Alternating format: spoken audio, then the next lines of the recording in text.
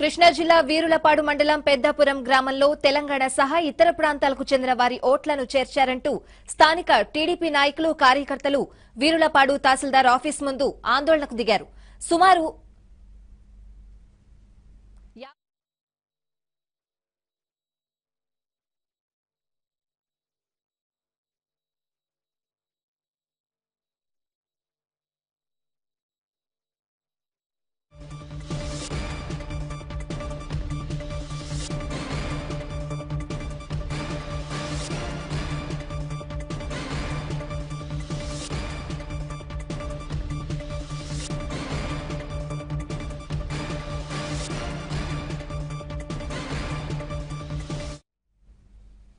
పూర్తి డీటెయిల్స్ మా AP bureau chief Ramarao అడిగి తెలుసుకుందాం. రామారావు, ఈ కొత్త ఓట్ల చేరికకు సంబంధించి పూర్తి డీటెయిల్స్ ఏంటి?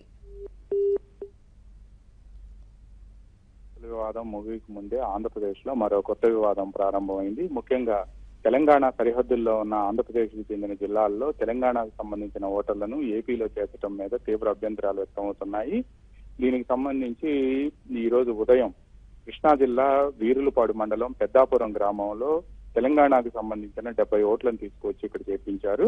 వీళ్ళందరూ కూడా టీఆర్ఎస్ సానుభూతి పరులతో పాటు వైఎస్ఆర్ కాంగ్రెస్ పార్టీ సానుభూతి పరులని అక్కడ తెలుగుదేశం పార్టీ నేతలు ఈ రోజు అక్కడ ఉండే ఎంఆర్ఓ దృష్టికి తీసుకువెళ్లారు. అయితే ఎంఆర్ఓ ఈ విషయం తన దృష్టికి రాలేదు అని చెప్పడంతో ఒక్కసారిగా తెలుగుదేశం కార్యకర్తలు బొక్కుమన్నారు.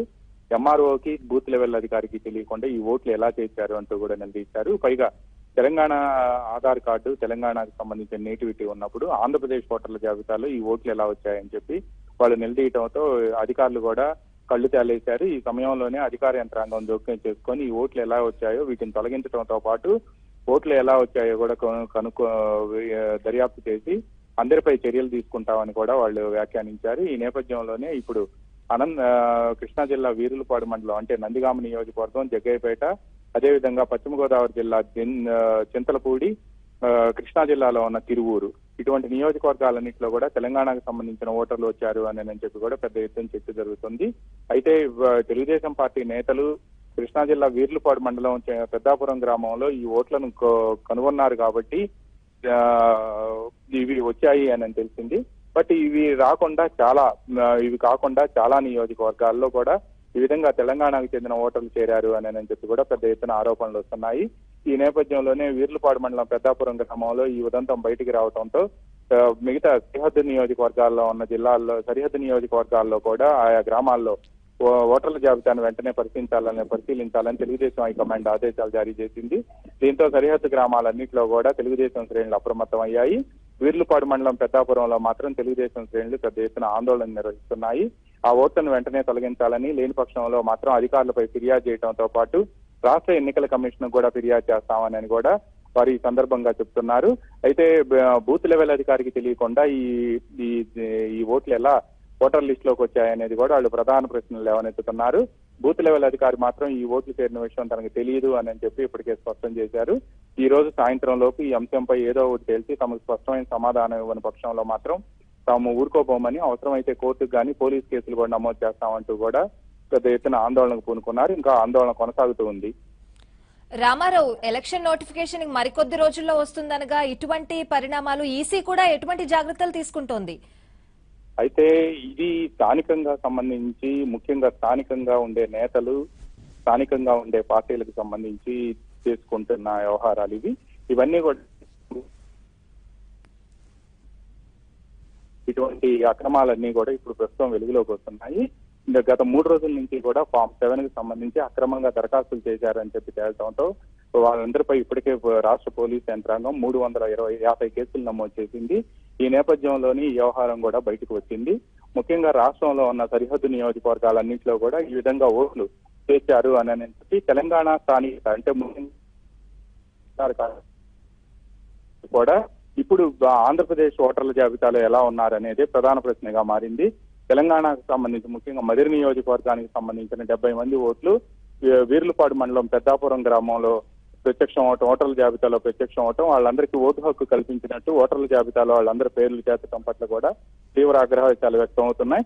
ఇప్పుడు ఈ సమయంలో ఆ ఓట్ల మీద ఎవరైతే స్థానికత లేదో ఆ ఓటర్లను పిలిపించి వాళ్ళకి స్థానికత లేని పక్షంలో వాళ్ళ ఓట్లు తొలగించే విధంగా కూడా ఏర్పాట్లు చేస్తున్నారు. ప్రస్తుతం అటువంటి ఓట్లన్నింటినీ కూడా తొలగించే పని చేపట్టారు. ముఖ్యంగా సరిహద్దు నియోజకవర్గాలన్నింటిలో కూడా వెంటనే తెలుగుదేశం శ్రేణులు అప్రమత్తమై ఆ గ్రామాల ఓటర్ల జాబితాను పరిశీలిస్తున్నారు. రామారావు, వీరులపాడు తరహాలోనే ఇంకా ఎక్కడైనా ఇలాంటి ఘటనలు చోటు చేసుకునే అవకాశం కనిపిస్తోందా?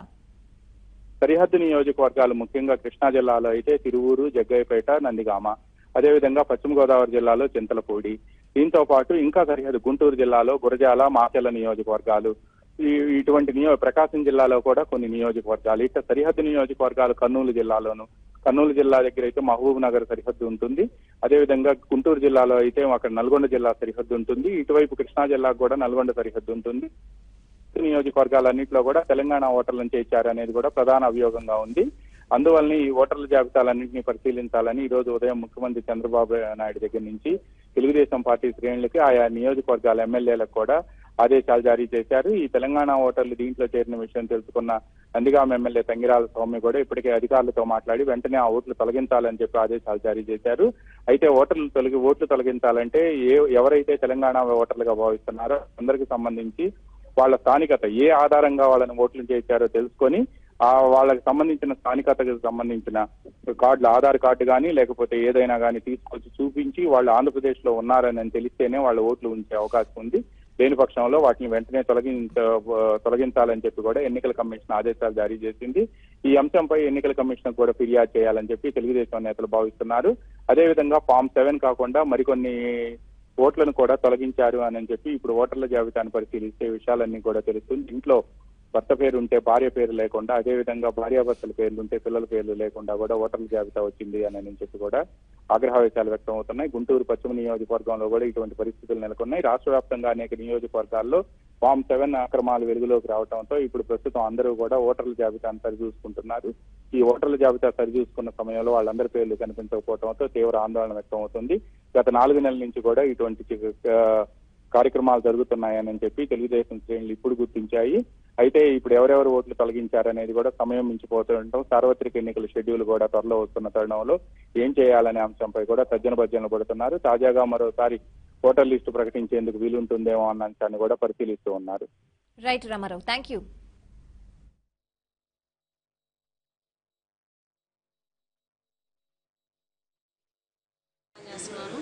నా బూత్లో కొత్తగా 4 ఓట్లు నమోదైనవి. వాటి గురించి నాకు ఎటువంటి సమాచారం నా దగ్గర లేదు. నాకు తెలియకుండానే ఆ ఓట్లు నా బూత్లోకి రావడం జరిగింది. మరి మీరు దీనికి నాకు ఎటువంటి సంబంధం మీరు అడగలేదమ్మా? మీరు అధికారులను అడగలేదా ఇట్లా చేశారు? అసలు మాకు ఆ ఓట్లు వచ్చిన సంగతి కూడా తెలియదండి.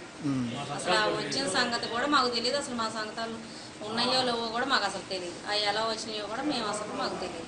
ఇష్టం వచ్చాక చూస్తేనే అవి మేము మా దగ్గరకు అయితే 2 నెలల నుంచి ఒక్కళ్ళు కూడా ఓటు పెట్టమని ఎవరు నా దగ్గరకు అయితే రాలేదు. మరి ఓట్లు ఎలా వచ్చినాయమ్మా? అది తెలియదండి. ఎలా వచ్చినాయి అనేది మాకు తెలియదు. మీరు అధికారుల దృష్టికి తీసుకెళ్లారా? చెప్పామండి. ఏమన్నారు? ఎంక్వైరీ చేశారు. చేస్తే ఏమన్నా అవి ఇంకేమన్నది అనేది మాకు తెలియదు.